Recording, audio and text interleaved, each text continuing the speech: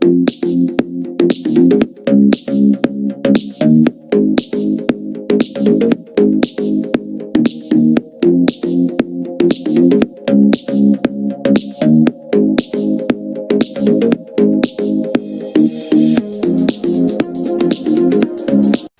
los contenidos temáticos, primero vamos a ver el sistema neuromuscular, generalidades, principales neurotransmisores y receptores, específicamente pues uno principal que es la acetilcolina, que tiene que ver con la actividad muscular.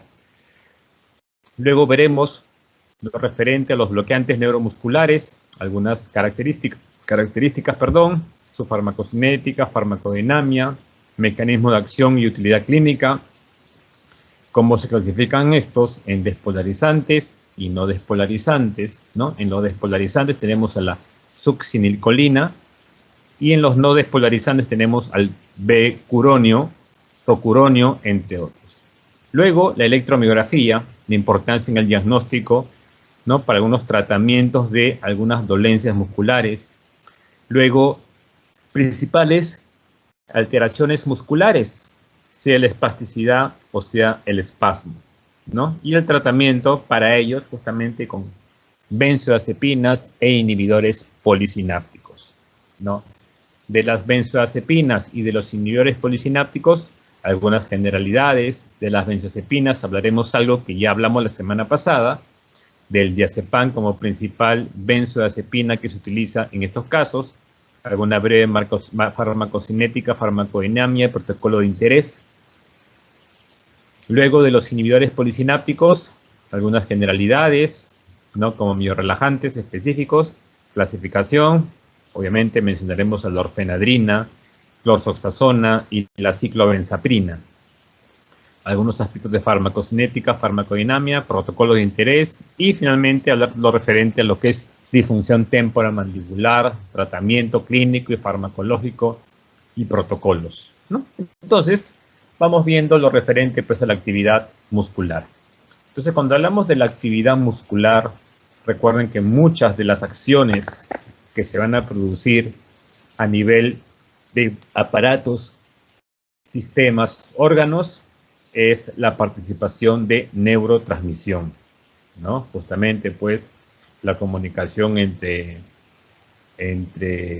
neuronas, ¿no? En este caso pues que tiene que ver con una en particular en la parte muscular, que es la acetilcolina, en las cuales pues van a generar la neurotransmisión y es la que va de alguna manera pues llevar el impulso para que el músculo haga su reacción, haga su efecto, ¿no? Entonces justamente en estos esquemas se está viendo la característica de esta neurotransmisión, como este neurotransmisor, la acetilcolina, justamente es el encargado, ¿no? A través de estos canales especiales de sodio, justamente permitir el paso, repito, pues de una neurona a otra, en este caso de la neurona de la acetilcolina, de este neurotransmisor, justamente al músculo para que haya una actividad, ¿no? Entonces, cuando hablamos de la actividad de un músculo, de hecho que el comando principal justamente pues nace de ¿dónde? La parte del cerebro, el córtex, ¿no? Entonces, a nivel de la médula espinal, va a haber una neurona motora o motoneurona, justamente que esta de acá va a llevar pues el impulso nervioso, depende del tipo de músculo, justamente para que este músculo haga su acción, haga su procedimiento, ¿no? Por eso que ustedes ya en fisiología habrán de repente, lo estarán recordando lo que es el músculo relajado, qué pasa con las bandas, el músculo contraído, qué pasa con las bandas H, ¿no? Que esto van a generar pues movimientos justamente flexores y extensores. ¿Y qué importancia tiene el sistema neuromuscular? Funciones importantísimas, ¿no? La locomoción, el andar, la actividad motora interna, ¿no? El funcionamiento y revestimiento de muchos órganos. El fisiologismo, ¿no? De hecho, que tener una buena actividad neuromuscular va a hablar de nuestro estado de salud, ¿no? Una alteración justamente de la parte neuromuscular va a conllevar a la patología, a la enfermedad. La biprestación, justamente el que estemos nosotros pues en estado de pie. ¿De quién se debe? De la actividad muscular. Nuestra postura, el tono muscular, la posición corporal, sistema muscular, ¿no? La morfología corporal, también, el cuerpo. Y como protección de aparato, órganos, sistemas, ¿no? Importantes que van a determinar justamente pues las funciones del sistema neuromuscular. Grupos musculares importantes, recordar el músculo esquelético estriado, que tiene que ver principalmente con lo que es el movimiento ocular y bucal, el músculo visceral, liso-visceral, perdón, que tiene que ver con el revestimiento de muchos órganos y aparatos reproductores y la piel, y el músculo cardíaco, ¿no? Justamente con el miocardio para su actividad pues muscular. Entonces miren diversos tipos de músculos que de hecho pues todos ellos van a tener una actividad de comando central para que desarrollen sus distintas actividades. Cuando hablamos de bloqueantes neuromusculares, entonces el término bloqueantes neuromusculares quiere decir fármacos, medicamentos que justamente van a tratar de interrumpir esa actividad muscular normal, ¿no? Para alguna serie de procedimientos, de repente procedimientos de índole médico-quirúrgico. Entonces, cuando hablamos de bloqueantes neuromusculares, con las siglas BNM, ¿no? Sustancias naturales en su momento, pero hoy en día pues ya están procesadas, elaboradas, justamente tratando de bloquear la actividad muscular. Por eso el nombre bloqueantes neuromusculares. Van a bloquear la actividad neuromuscular, ¿no? ¿Con qué sentido? Relajando el músculo o generando niveles de parálisis o contracción muscular, ¿no? Entonces ustedes dirán parálisis muscular o miorrelajación. De repente quizás el término quizás que más relacionamos al uso de un medicamento es justamente la miorrelajación. Pero entiendan también que hay procedimientos en los cuales hay que, por ejemplo, tensar algunos músculos para algún procedimiento médico, para un examen de diagnóstico, para una terapia de repente, electromiomuscular, en fin. Entonces, la acción en la unión neuromuscular va a interrumpir la transmisión nerviosa del nervio motor al músculo esquelético. Por eso el nombre bloqueantes neuromusculares, ¿no? Entonces, hoy en día, los bloqueantes neuromusculares, por lo general, ¿no? Su utilidad es para la relajación de los grupos musculares, ¿no? Músculo esquelético, por lo general, ¿no? Actúan a nivel periférico, o sea, no actúan a nivel central, no involucran el estado de conciencia, ¿ya? Y su administración de muchos de estos bloqueantes neuromusculares es por vía parenteral, sea intramuscular, sea endovenosa, para determinados procedimientos. Entonces, miren ustedes acá, la actividad neuromuscular normal, en las cuales, pues, ¿no? Las vesículas o los botones que tienen la acetilcolina van a ser transmitidas al músculo, vean por estos canales, a través de sus receptores, para que este músculo, pues, al tener esa comunicación de este neurotransmisor, genere la actividad muscular de relajamiento, extensión o flexión. Pero, ¿qué pasa en el otro cuadro cuando esta acetilcolina sale por los canales y de repente, pues, al llegar a sus receptores, van a haber ciertos elementos que van a bloquear la actividad muscular? Entonces, justamente, eso va a generar que este músculo no reciba el impulso nervioso y, por ende, pues, la función va a verse alterada, ¿no? Entonces, esto es lo que logra o hace un bloqueante neuromuscular. Va a bloquear la actividad neuromuscular normal, ¿bien? Para ciertos procedimientos, obviamente, pues en medicina sobre todo. Bien, entonces cuando hablamos de los bloqueantes neuromusculares, estamos hablando de un grupo de medicamentos, como ustedes verán en las fotos, que en muchos casos se utilizan para procedimientos de alta cirugía, procedimientos médicos especiales, ¿no? Como intubación o en sala de operaciones. Medicamentos que de hecho van a actuar por un determinado tiempo, obviamente, y cuando ya se cede su tiempo de actividad, obviamente todo vuelve a normalidad, provocando en muchos casos analgesia y relajación reversible. Reversible porque una vez que pasa el efecto, todo vuelve a la normalidad de grupos musculares, ¿no? Bien, miren su utilidad. enfermedades musculares, UCI, ¿no? De repente quizás en algunos casos de pacientes COVID que los intuban para un poquito relajar la musculatura, de repente en sala de operaciones, quizás usen algunos de ellos, ¿no? Justamente para ayudar a la ventilación mecánica, centro quirúrgico y en medicina rehabilitadora y motora. Como ustedes verán, los bloqueantes neuromusculares de uso así en la práctica odontológica no son, ¿no? Son ya de alta especialidad, sobre todo en medicina, UCI, sala de operaciones, ¿no? De repente quizás una cirugía maxilofacial compleja, una fractura Lefort, de repente el paciente va a requerir una cirugía más amplia. Se utilizan bloqueantes neuromusculares, ¿no? Entonces, pues ya entendemos el uso de un bloqueante neuromuscular, pero lo que hoy en día se critica más justamente son sus efectos adversas, ¿no? Eso lo hace instrumentos de uso muy especializados y sobre todo manejados por los anestesiólogos. El anestesiólogo es el que maneja los bloqueantes neuromusculares, entre otros tipos de medicamentos, ¿no? Entonces, pues justamente que un paciente esté con ese tipo de medicamento por un tiempo muy prolongado de repente, que va a conllevar a una debilidad muscular y puede haber, si el caso de repente es muy extremo, a una parálisis cardiorrespiratoria. Por eso que siempre en sala de operaciones, en UCI, se cuenta con los equipos de ayuda ventilatoria mecánica, ¿no? Entonces, por eso que hoy en día su utilidad es muy especial por la alta medicina. Bien, estos bloqueantes neuromusculares, ¿cuál es su mecanismo de acción principalmente, no? Van a afectar específicamente la unión neuromuscular, ¿no? ¿A expensas de qué neurotransmisor que va a favorecer esta actividad de bloqueo neuromuscular? Afectando a la acetilcolina, principal neurotransmisor involucrado con la actividad de motoneuronas. Luego, en segundo lugar, también hay otros neurotransmisores que también van a participar. El GABA, ¿se acuerda que lo vimos en la clase pasada? Glicina, serotonina y la noradrenalina, ¿no?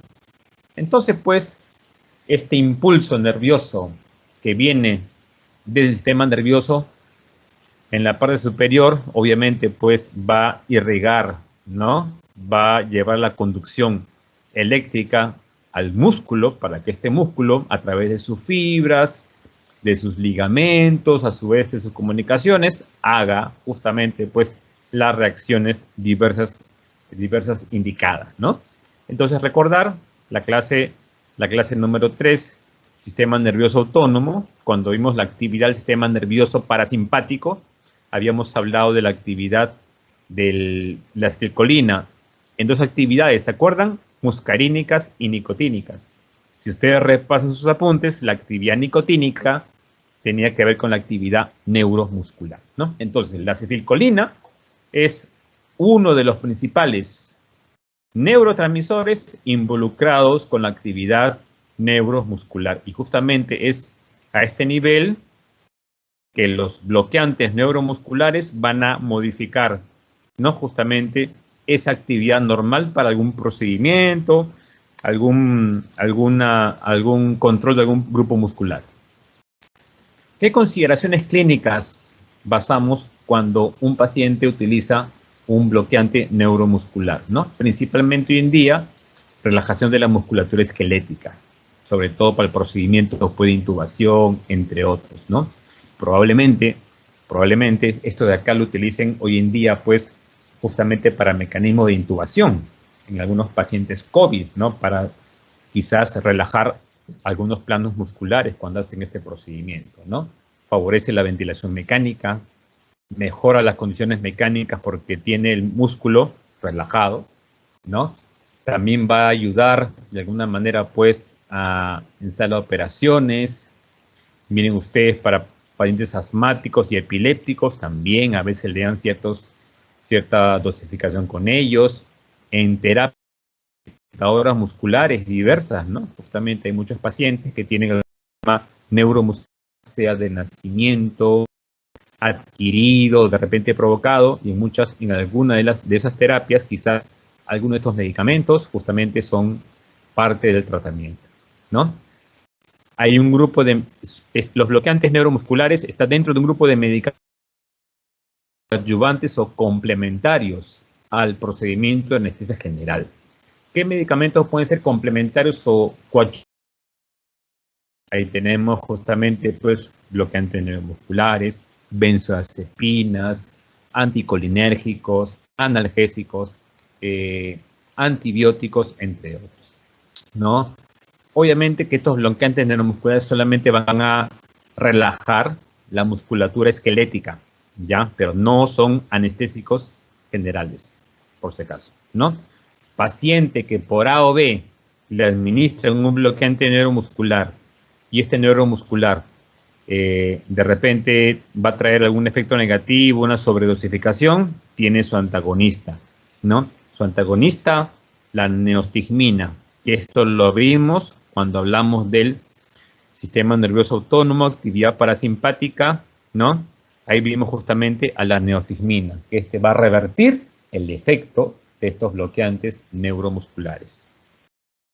Bien, hay dos situaciones clínicas que la habremos escuchado, ¿no? Que tienen que ver con la fibromialgia y la miastenia gravis, ¿no? Entre los dos, ¿cuál es una verdadera patología muscular?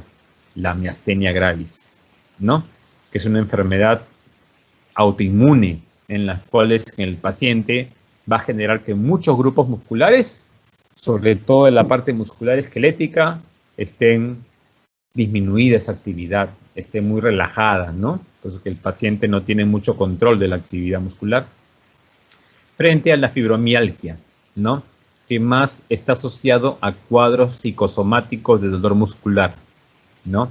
Con fenómenos de alodinia e hiperalgesia, ¿no? Alodinia es cuando un estímulo no doloroso a uno le puede generar dolor. E hiperalgesia es un dolor exagerado, excesivo, ¿no? Entonces la fibromialgia se asocia con algunos problemas de índole psicosomáticos. En cambio, la miastenia gravis es propiamente una enfermedad neuromuscular. Entonces, si esta es la actividad normal en la cual después la acetilcolina pasa de un eje de neurotransmisión al músculo, en cambio justamente en lo que es la miastenia gravis, por ejemplo, ¿qué va a pasar? Van a haber ciertos receptores que van a bloquear que esta acetilcolina llegue y haga efecto justamente en el músculo, ¿no? Entonces miren esas condiciones que hay. Por eso cuando vemos que la miastenia gravis es una patología muscular seria, ¿no? Que va a afectar ¿qué? El diafragma, el músculo respirador, va a afectar la deglución, el masticar. Recuerden que toda la actividad del músculo de la musculatura esquelética tiene que ver con la estabilidad, con esta posición corporal, con esa actividad de poder deglutir y masticar. Hay problemas justamente en la musculatura esquelética que podemos tener problemas justamente en subir escaleras o caminar. Dificultad para hablar, caída de la cabeza caída, parálisis facial, fatiga, ronquera, visión doble, dificultad para mantener la mirada y el párpado caído, ¿no? Entonces justamente cuando hablamos de una miastenia gravis es un ejemplo de una enfermedad justamente neuromuscular en las cuales por una condición de autoinmunidad. Obviamente pues que acá en el Perú tenemos algunos centros de rehabilitación, ¿no? Uno antiguo que era en Vigil, y uno nuevo que está en Chorrillos, ¿no? Que fue inaugurado en el gobierno del expresidente Ollanta Humala.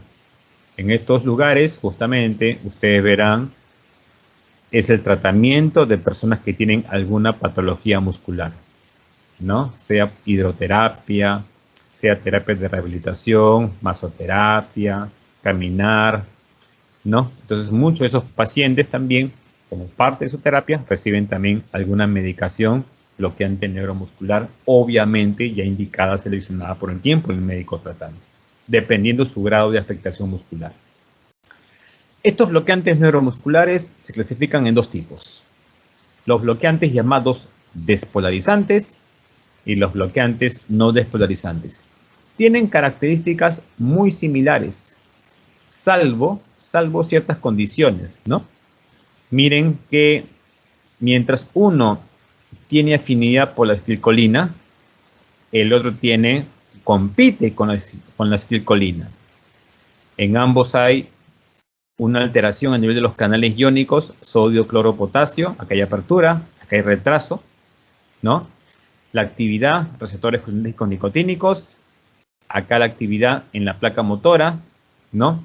Y justamente, ¿por qué le llaman despolarizante? Porque va a afectar justamente a la membrana muscular, generando fasciculaciones musculares. En cambio, en la otra, va a despolarizar la placa, va generando una parálisis tipo flácida, ¿no? Entonces, mientras que acá requiere un mínimo de receptores, acá requiere un mayor número de receptores. Entonces, justamente, estos bloqueantes despolarizantes, por lo general, van a generar fenómenos de contracción y relajación muscular, mientras que los bloqueantes no despolarizantes, principalmente fenómenos de relajación muscular, ¿no? Entonces, miren esta diferencia que hay. Entonces, estos fenómenos de contracción o fenómenos de músculo relajado va a depender justamente de si es un bloqueante neuromuscular despolarizante o no despolarizante, ¿no? Entonces, ambos tienen que ver con la actividad de la acetilcolina, justamente, y ese mecanismo, repito, de actividad, sea despolarizante o sea no despolarizante. Y estos bloqueantes neuromusculares, ¿dónde tiene su origen? ¿No? Recuerden que muchos de los medicamentos vienen de los vegetales. Y al venir de los vegetales, justamente, pues, es la esencia, justamente, de la fitoterapia. Entonces, estos bloqueantes neuromusculares también son conocidos como drogas curarizantes, ¿no? Entonces, el término curarizante viene del nombre curare. El curare es un vegetal, una planta, ¿no? En la selva que se hay y que se le atribuye propiedades alucinantes, alucinógenas, y también genera debilidad y fenómeno de contractura muscular, de acuerdo a la osificación. Y por eso que muchos en la selva de las tribus nativas, ¿no?, usan dardos embebidos con esta sustancia, con la esencia de esta sustancia, justamente para darle con una cerbatana, ¿no? Entonces, hacen un cartucho embebido con este brebaje, con este líquido, y hacen que el animal se paralice. Entonces, vienen justamente como elementos de caza. Y acá, obviamente, pues en algunas mesadas, ¿no?, las guaringas, ustedes habrán visto de repente por ahí, donde les dan pócimas como el San Pedro, como el ayahuasca, y justamente también el curare es una droga, naturalmente, que era considerada como alucinógena, ¿no?, que generaba ciertos aspectos de debilidad muscular, parálisis y rigidez, ¿no? Miren desde cuándo comienza a iniciarse las drogas curarizantes. 1942, teniendo nombres muy peculiares. Miren el primer bloqueante neuromuscular que se sintetizó, la tubocuranina, ¿no? Curanina. Todos prácticamente estos tipos de bloqueantes tienen su nombre, prácticamente es una variación del término curarizante, el curare, ¿no? Entonces, 1942 fue su utilidad justamente, pues, en medicina rehabilitadora y en centro quirúrgico para, repito, relajar determinados grupos musculares, ¿no? Entonces, esa es la característica de estas bloqueantes neuromusculares. Estos bloqueantes neuromusculares nosotros lo veíamos en la práctica de farmacología, justamente en lo referente a lo que es en animales, ¿no? Me acuerdo que hacíamos la práctica en palomas, ¿no? Justamente le aplicábamos un bloqueante despolarizante y a otra paloma le aplicábamos un bloqueante no despolarizante. Al que le aplicábamos el bloqueante despolarizante le generábamos fenómenos de contracción muscular. Y al que le aplicábamos el bloqueante no despolarizante le ocasionábamos fenómenos de relajación muscular. Bien interesante sobre todo ver, ¿no?, la actividad de estos fármacos, ¿no?, justamente en animales de experimentación, ¿no? Bueno, entonces, estos bloqueantes neuromusculares, cuando ya a un paciente se le indica o es tratado, tiene que ser bajo ciertos parámetros o normas, ¿no? Primeramente, un uso justificado. Recuerden que la musculatura esquelética también sirve para la parte respiratoria. Y ahí tenemos los músculos intercostales, el diafragma, ¿no? Entonces, afectar esos músculos puede verse comprometido, ¿qué? La respiración. Entonces, hay que chequear el grado de bloqueo neuromuscular. Hay que ver ciertas medidas generales, sobre todo en el paciente. De tanto en tanto, se le da el medicamento, pero también por momentos se le retira para ver cómo está respondiendo la función muscular, ¿no? Y de hecho, pues ya va a quedar a criterio médico el uso o no del bloqueante neuromuscular más aparente para el paciente, ¿no? En base a la balanza riesgo-beneficio. O sea, un medicamento, hay que ver esta balanza riesgo-beneficio. Entonces, este cuadrito para que más o menos vean, ¿no? Las diferencias y algunas similitudes en cuanto a un fármaco bloqueante despolarizante. El único bloqueante, la succinilcolina, el único. Todos los son no despolarizantes. Entonces, tenemos, miren, el atracurio, el becuronio, el rocuronio. Uno de ellos se utiliza en UCI, en cirugía, en sala de operaciones, es el rocuronio. Y en algunos casos utilizan la succinilcolina. Veamos sus aplicaciones. Miren ustedes, si comparamos las aplicaciones de la succinilcolina y el rocuronio, miren ustedes, ¿no? En su utilidad, intubación, y su tiempo, pues, es rapidísimo su acción, ¿no? O sea que rápido van a generar, pues, una acción a nivel muscular. Sus reacciones adversas: estimulación vagal, bradicardia, hipersalivación, aumento de la presión intracraniana, anemia maligna. Por eso que sus efectos es hoy en día lo criticado, este bloqueante despolarizante. Pero en cambio, en este rocuronio, que es un bloqueante no despolarizante actual, si comparan las RAM de esta con este de acá, miren que va a verse menos afectado la parte cardiovascular, no liberador de histamina, o sea que no va a promover o incitar a una reacción alérgica, como otros de repente de acá sí lo hacían. Buena tolerancia, ¿no? Justamente menos problemas de disfunción hepática y renal, entre ellos. Miren las dosis pero pequeñísimas. Y en todos ellos, por lo general, la dosificación son microdosis, justamente por vía endovenosa, ¿no? Entonces, obviamente, para que sepan por cultura, pues, que estos bloqueantes neuromusculares, ¿no? Medicamentos de uso en UCI, medicina rehabilitadora, pero por una medicina, ¿no? Especialista para relajar planos musculares. Bien, estos bloqueantes neuromusculares, miren qué otros fármacos potencian la acción del bloqueante neuromuscular.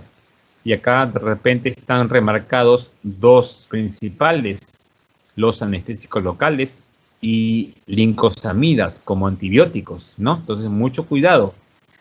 Cuando ustedes van a colocar un anestésico local o dar un antibiótico de este tipo, tengan mucho cuidado en preguntar al paciente si está tomando o si le están aplicando bloqueantes neuromusculares. Ahora, es bien raro que un paciente en terapia pues esté recibiendo bloqueantes neuromusculares, ¿no? Salvo que de repente esté en una terapia neuromuscular un poquito ya más estricta, más seria, ¿no?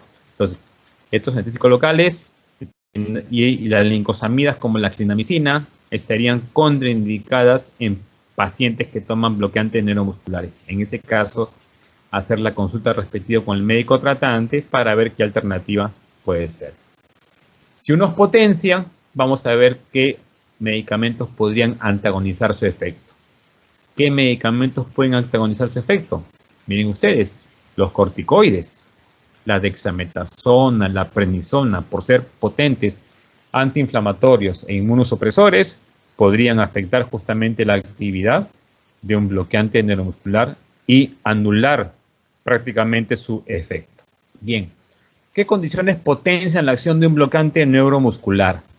principalmente, miren lo que estábamos hablando, qué condiciones sistémicas potencian la acción bloqueante neuromuscular. Paciente con alguna patología muscular, como la miastenia, la distrofia muscular o la esclerosis.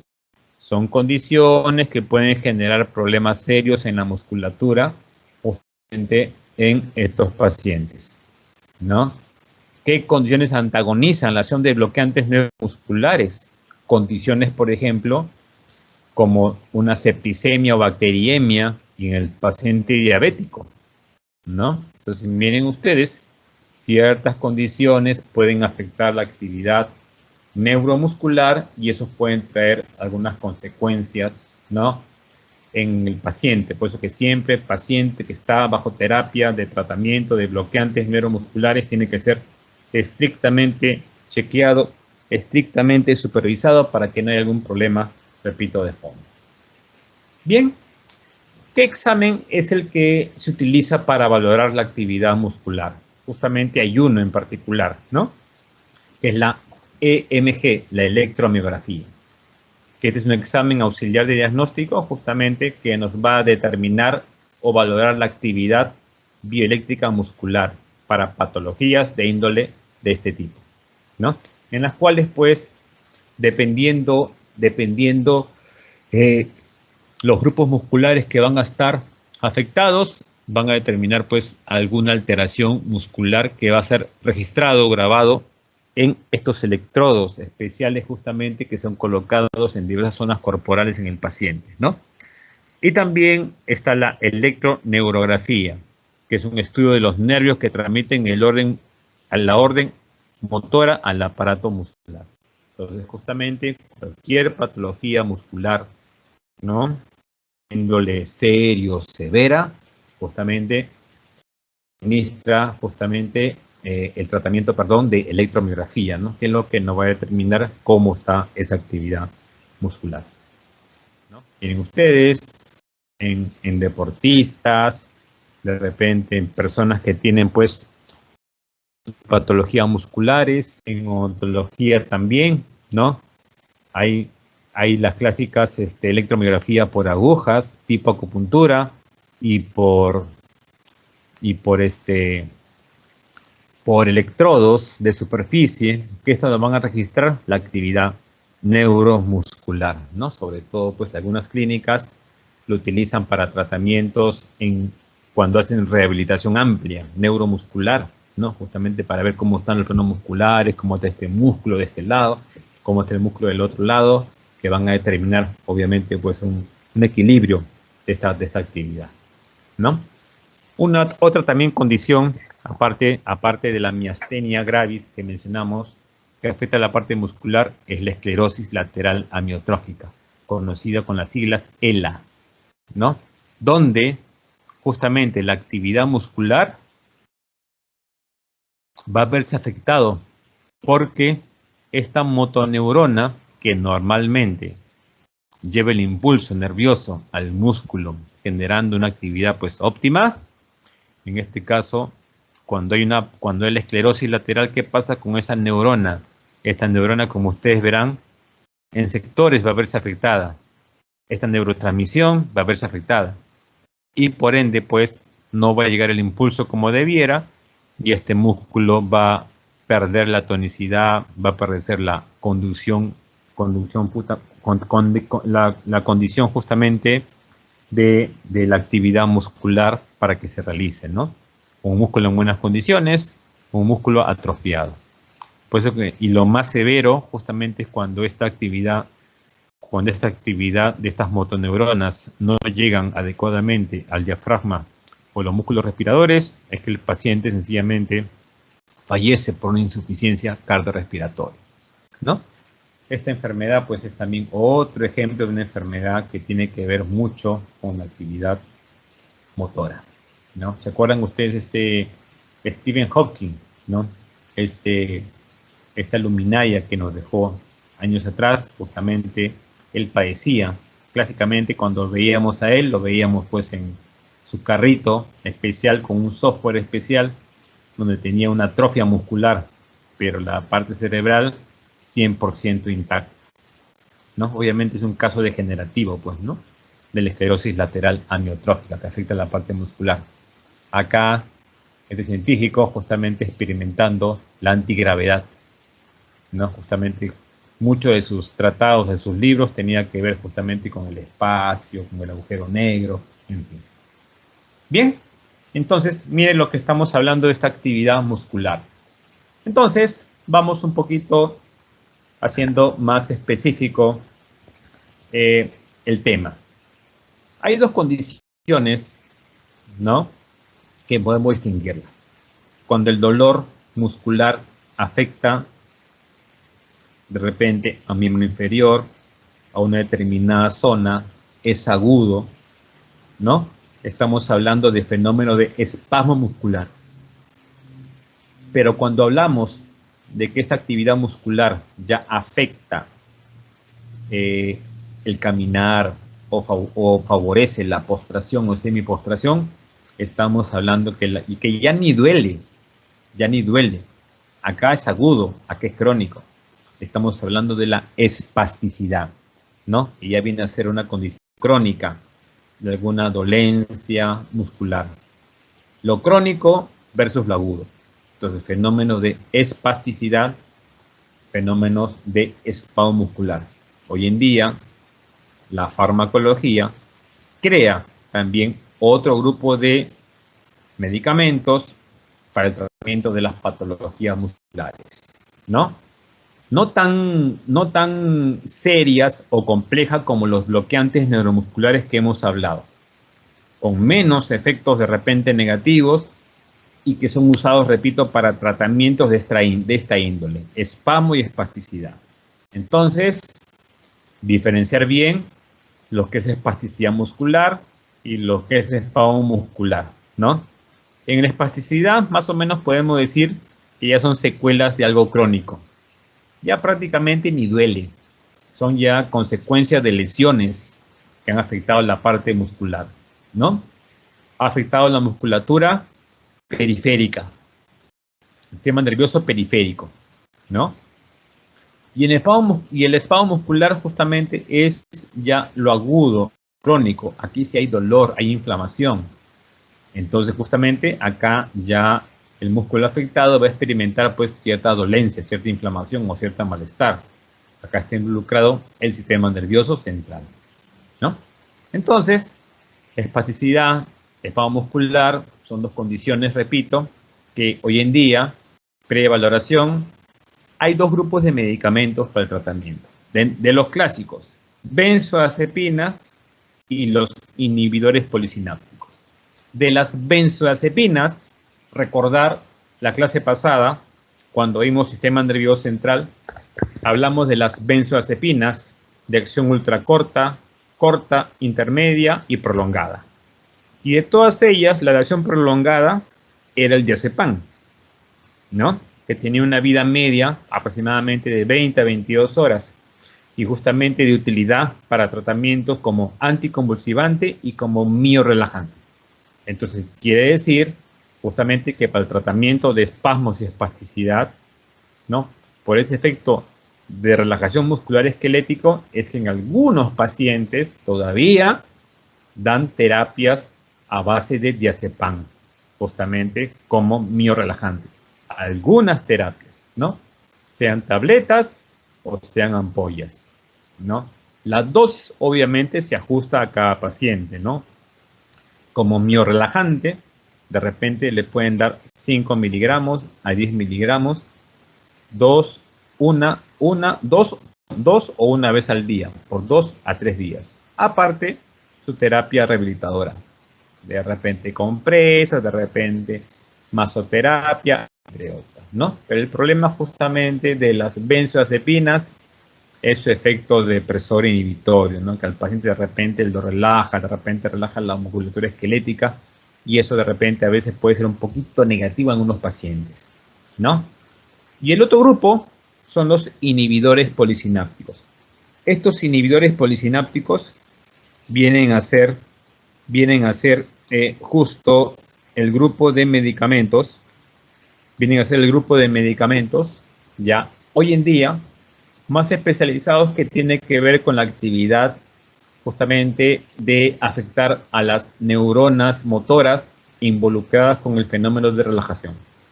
Por eso que los inhibidores polisinápticos es el grupo de medicamentos que más se utiliza para lo que es procedimiento de la relajación muscular, ¿no? Son espasmolíticos, vean, ¿no?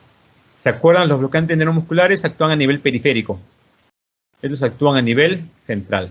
Por eso que estos inhibidores polisinápticos causan cierto nivel de sedación y analgesia, menos que una benzodiazepina.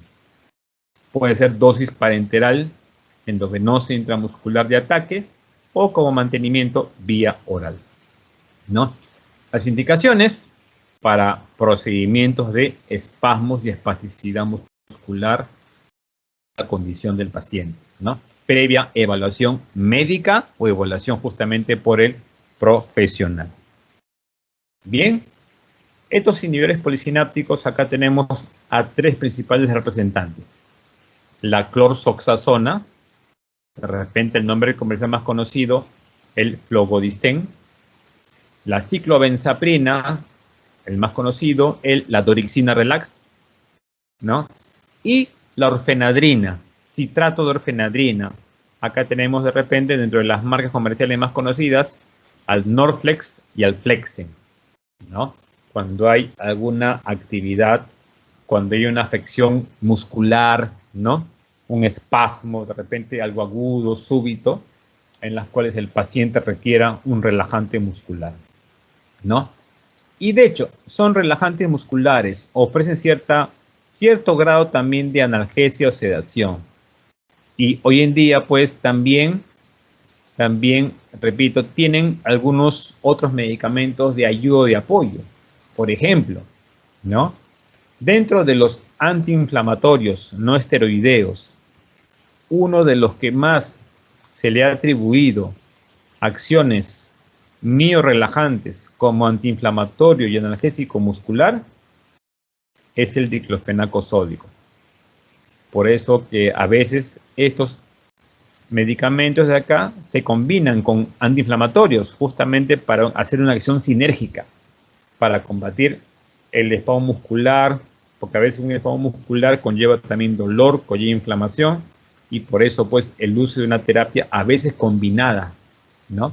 Por eso que hoy en día estos medicamentos ya vienen con combinaciones 2 en 1 para tratar no solamente la parte miorelajante, sino también la parte analgésica antiinflamatoria. Obviamente también hay otras propuestas con otros medicamentos, ¿no? Pero clásicamente su utilidad, su uso combinado, ¿con quién lo hacen? Con los AINES.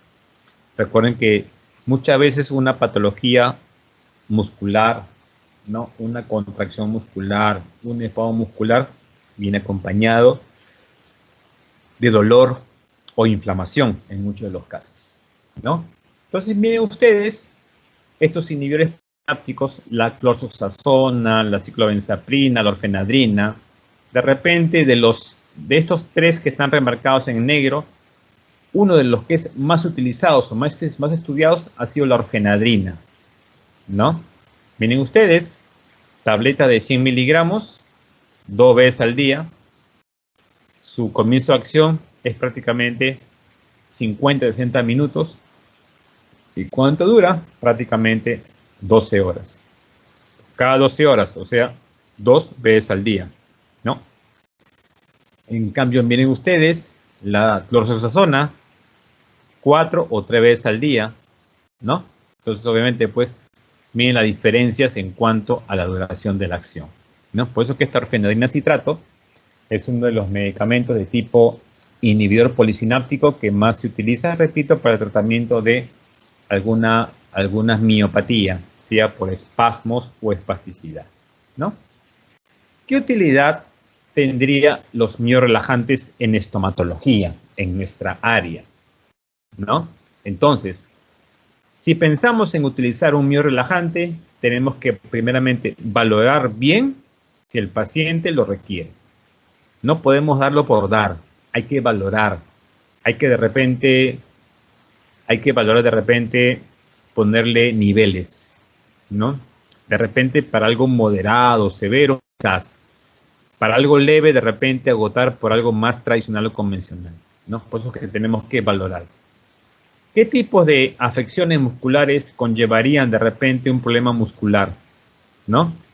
De repente una afección muscular diagnosticada, justificada, como le dije, un trismus, un bruxismo, una disfunción oromiofascial, una hipertonía muscular o una miositis, de repente una maniobra muscular prolongada, una extracción prolongada, una endodoncia prolongada, que el estar con la boca abierta mucho tiempo, puede de repente que el músculo macetero se agarrote un poco, maniobras dentales muy extremas, espasmos musculares por extracción, por terceras molares podría ser, y casos de algunas neuralgias con compromiso muscular, ¿no? Entonces son condiciones que tienen que ser previamente valoradas, ¿no? Siempre, no solamente para este medicamento, ¿no? Para cualquier medicamento, previo a su utilidad, tiene que primeramente valorarse su uso, justificar su utilidad, ¿no? Hoy en día, vamos a ver dolor, porque ya se ha afectado por una lesión cariosa amplia, el nervio. Vamos a enfrentarnos a lo que es inflamación, edema, rubor, aumento de volumen, ¿no? Vamos a enfrentarnos a infecciones y también vamos a enfrentarnos a problemas de índole muscular en algunos casos, ¿no? Por eso que, aparte del dolor, de la inflamación, de la infección, también tendríamos que ver las miopatías, ¿no? Las afecciones musculares.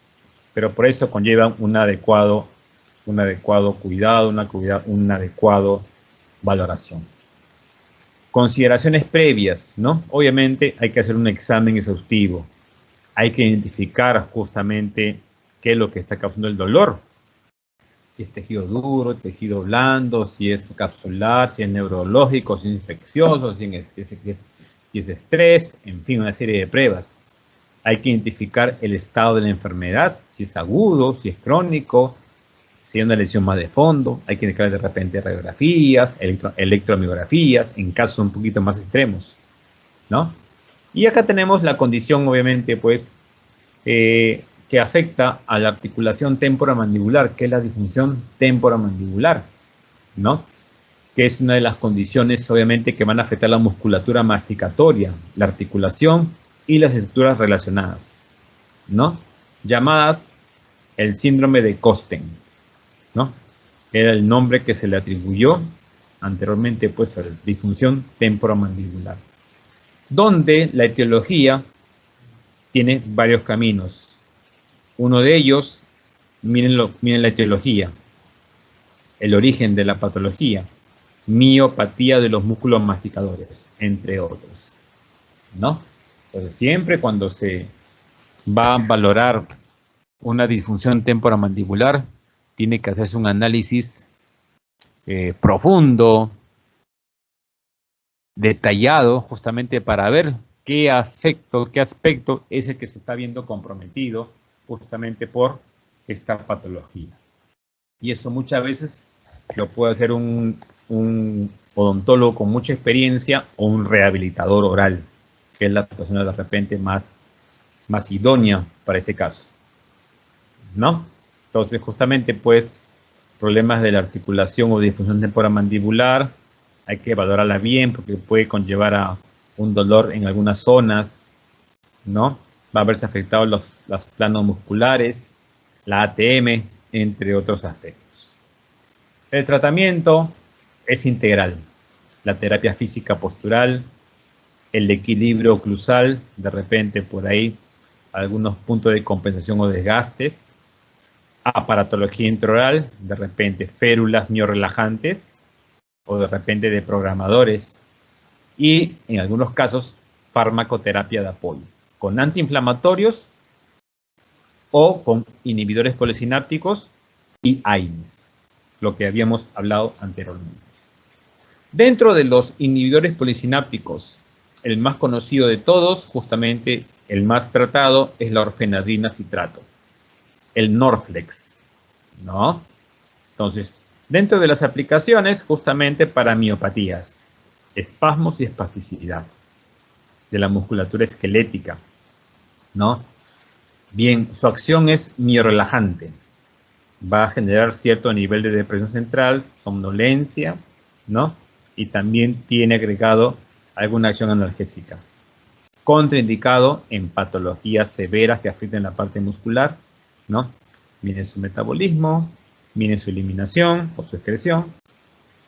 Las interacciones, obviamente, si este medicamento va a generar algún nivel de depresión o sedación, tener mucho cuidado en combinarlo con otros medicamentos que también sean depresores, ¿no? Tener cuidado de combinar la orfenadrina con antihistamínicos o diuréticos, porque ellos pueden generar una acción anticolinérgica, o sea, sequedad de mucosas, poca salivación. Esta orfenadrina, por lo general, es usado para pacientes mayores de 13 años. En menores de 13 años no está todavía justificado, ¿no? No hay embarazo, no hay lactancia, ya que podría afectar la barrera hematoplacentaria, ¿no? Dentro de las RAMs, su uso prolongado puede generar una acción anticolinérgica, o sea, baja salivación, boca seca, ¿no? Midriasis, aumento de las pupilas, trastornos gástricos, serostomía, resequedad, y esto puede condicionar a una enfermedad periodontal y por ende una candidiasis, o sea, una micosis oportunista. Cuando hay sobredosis por la orfenadrina, justamente hay que hacer una emesis o un lavado gástrico, ¿no? Y el paciente con la hemodiálisis para remover el medicamento, repito, de la parte sistémica orgánica. Bien, entonces pues vamos a ver acá un pequeño protocolo, una propuesta de un protocolo cuando hay una patología muscular leve. Miren ustedes qué medicamento es el que se propone para una patología muscular leve. Miren ustedes, tenemos acá el diclofenaco. Tenemos el diclofenaco, ¿no? De 50 para algo, puede ser 50 la dosis básica elemental, pero también hay de 100. Por eso te repito, depende de la condición. 50 o 100 miligramos, siendo lo clásico 50 miligramos, ¿no? En un paciente adulto, 50 miligramos por vía oral, 3 días, o sea, cada 8 horas, por 2 a 3 días. Y en muchos casos, terapia de soporte rehabilitadora, ¿no? De repente compresas, de repente hidroterapia, qué sé yo. Bien, pero si la cosa es un poquito más intensa, tenemos la combinación, de repente, diclofenaco más paracetamol.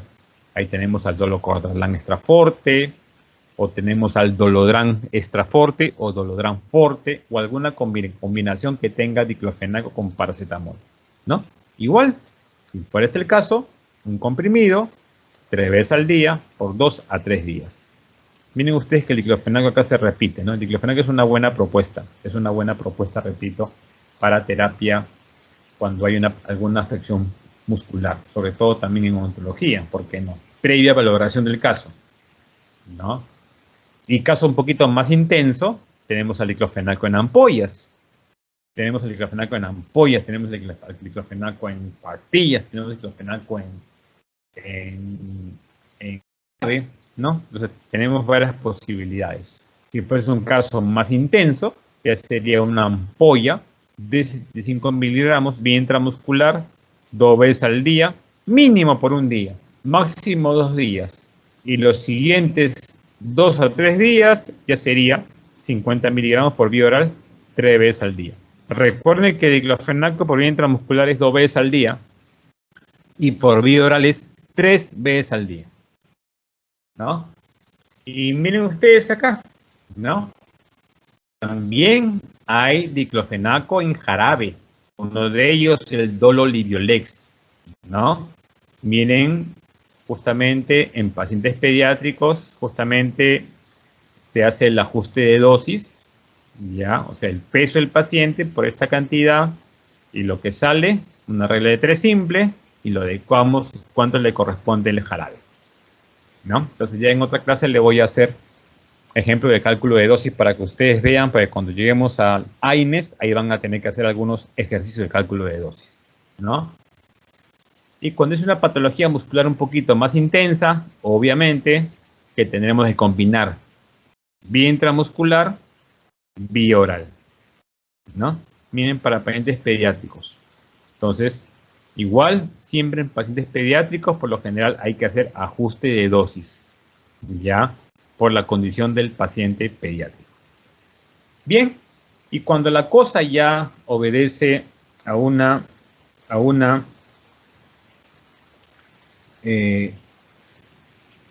cuando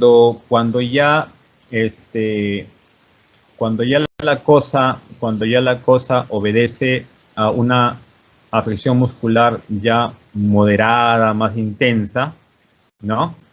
Entonces ya tendríamos que hablar recién de un inhibidor polisináptico. Vean, ¿no? Como la orfenadrina, el Norflex, por vía oral. 100 miligramos, 2 veces al día, 2 a 3 días. Si con eso es suficiente, bien.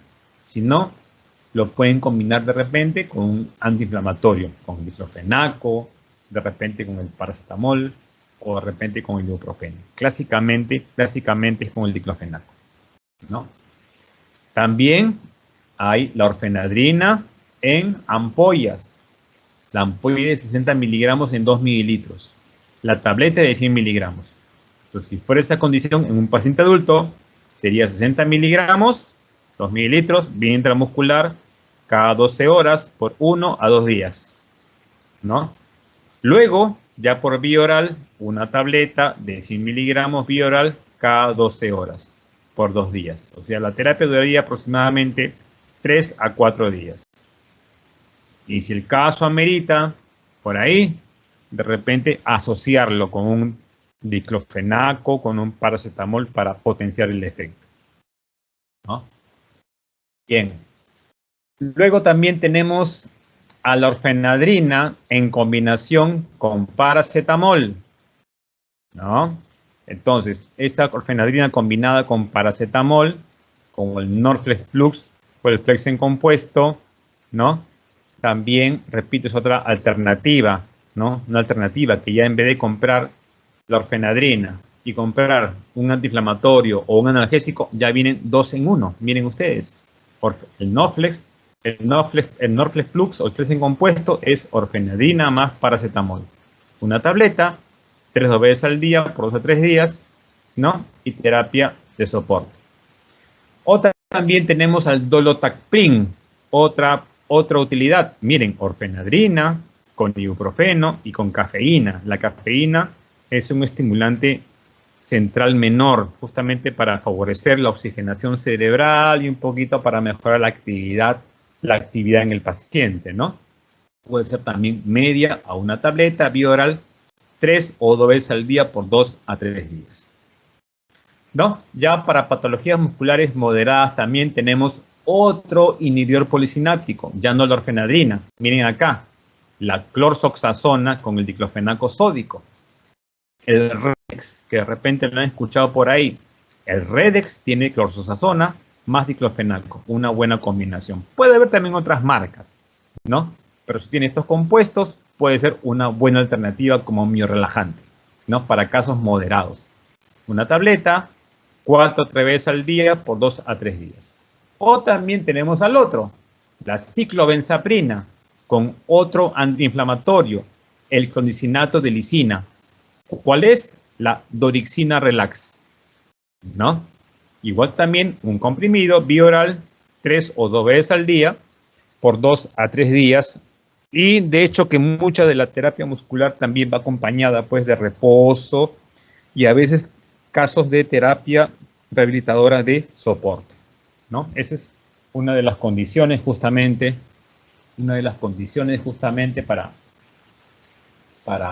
para el uso de estos medicamentos, ¿no? Entonces miren ustedes este protocolo que estoy proponiendo a ustedes. Y ya casos más severos, obviamente tenemos la orfenadrina con diclofenaco, el Redex Plus, ya que este sería en pacientes adultos, vía intramuscular, vía endovenosa, cada 12, cada 24 horas por 1 o 2 días. Y también tenemos luego ya para un mantenimiento otra alternativa, el dolotrineural, orfenadrina más diclofenaco. Ya sería por vía oral 3 o 2 veces al día. Entonces miren ustedes, ¿no? Interesante estos pequeños protocolos que le doy previa valoración del caso, ¿no? Obviamente, pues casos muy simples, de repente con una terapia elemental básica de una previa evaluación. Si el caso es algo leve, moderado, un antiinflamatorio. Si es moderado, un poquito intenso, ya pensar en un inhibidor polisináptico, que podría ser la orfenadrina, ¿no? Previa valoración también y condición del paciente. Entonces, si comparamos acá el bloqueante neuromuscular con un miorrelajante, entonces miren ustedes la diferencia, ¿no? Acción periférica uno, acción central otro. Acá ocasiona parálisis muscular. En cambio, en los miorrelajantes no hay parálisis muscular. Acá bloquea la transmisión neuromuscular. En los miorrelajantes no va a afectar la parte bloqueante neuromuscular. Los bloqueantes neuromusculares no tienen efectos en el sistema nervioso central. Acá sí, porque van a generar cierto nivel de sedación, depresión. Eminentemente en los bloqueantes neuromusculares es parenteral, intramuscular endovenosa. Acá puede ser intramuscular oral, ¿no? Los bloqueantes neuromusculares, su utilidad principalmente es especialidad, ¿no? En cambio, los otros se puede dar para casos de espasmos y espaticidad que he mencionado.